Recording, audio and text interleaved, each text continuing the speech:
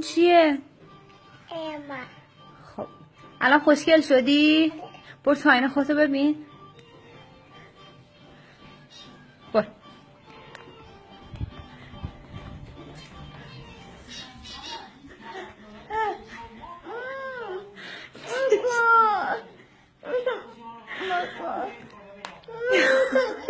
خودتو ببین.